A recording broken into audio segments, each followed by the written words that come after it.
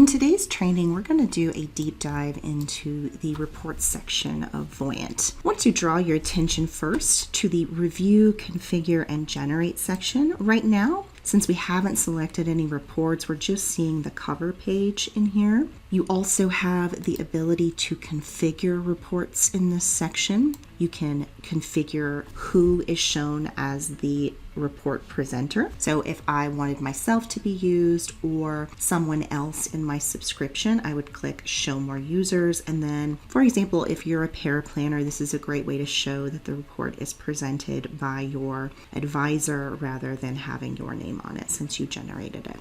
Now, as we go through and select various reports to add to this report, I did want to point out that here you have the ability to select the plan that you are pulling the report for. And we can do this for multiple plans in any given report set. So let me show you an example of that. Let's say for this base plan, I want to pull the financial summary, the estate and legacy analysis, one insight report, one cash flow report, an assets report, and our itemized expenses. Let's take a look at what is now in our Review, Configure, and Generate section. You can see all of the reports that I've just selected. If I wanted to change the order of any of these, I can do that by simply dragging and dropping those items up and down the selector here. And if I wanted to save this as a new report set, I can do that here. So let's save this. We're going to give this a check mark, and now that we've added that, I will be able to see that from my reports drop down here. So we have select a report set, and you can select new emerging high net worth report. You can also manage these report sets if you ever need to delete or edit them by clicking this option here. Now let's say I want to show them a contrast from where they are today in the base plan and where they would be with the recommendations I'd like for them to take. To do that, I would just click the name of the plan and I would select the one I want to contrast with. And now I can select reports for that version of the plan. So let's take a look at the ones I want to be sure to highlight for them. Do estate and legacy analysis, retirement spending, and we'll do their assets report. So you can see now we have, these are the base plan reports, and now we have the ones from the what if plan. I can move these up and down if I'd like and just have them be next to each other.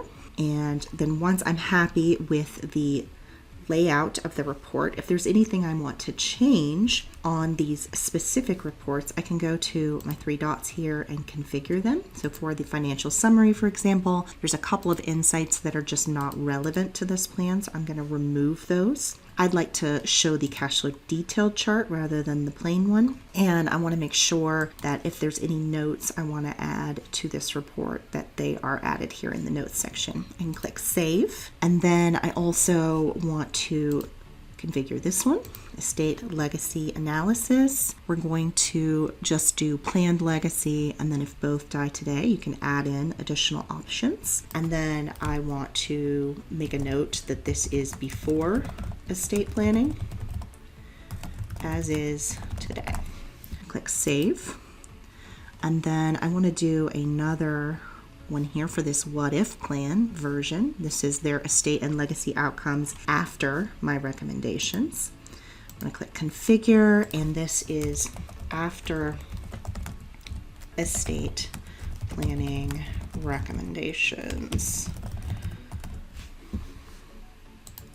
Click save, and then if there are any of these detailed reports, for example, cash flow, itemized expenses, or assets from the detailed reports section here, we can also customize how many years we are showing. I'm going to go again to my three dots, go to configure, and since there are quite a few years left in this plan, I just want to do 2026 to 2046, so just the next 20 years of cash flow rather than every single year. You can also do every 5th year, just the first 5 years, or you can add a custom timeline here at the top and any notes you'd like to add here. Let's click save. And I want to do the same thing for my itemized expenses.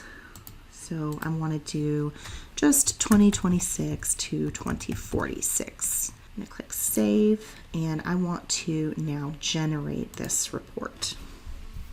Once the report has generated, you'll see it in the top right of your browser as a recent download, and you can click on the PDF to see the output and just review it to make sure that everything is presenting as the way you want to. So we can see here my advisor note that I put on this report plan before any recommendations are added. We can see the estate analysis detail for our base plan. The plan that we're seeing is going to be notated in the bottom right. And then when we are looking at comparison plans, you can see those listed in the same section. For example, we have here the comparison. So this is recommendation plan. So what if 5 is notated here in the bottom right hand corner. And then if we go down to our detailed reports, for example, cash flow detailed, we should see that it reflects the years that we selected. So I have 2026 being the start, and then 2046 being the last year that we're showing on this detailed report. And you can see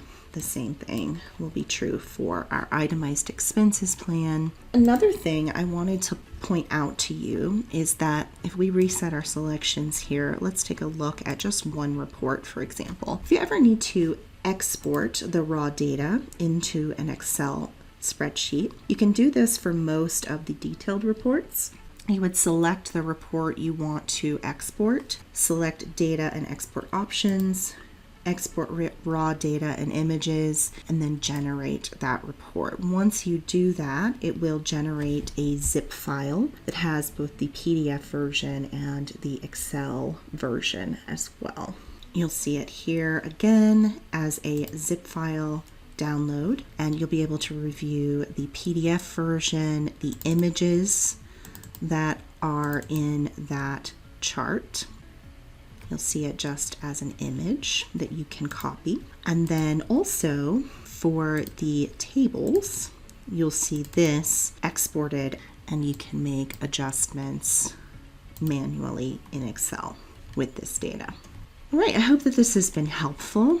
If you have any questions, you can always click the name of your client in the top right, select Request Support, enter your question into the text box, and share client access. Thank you for listening.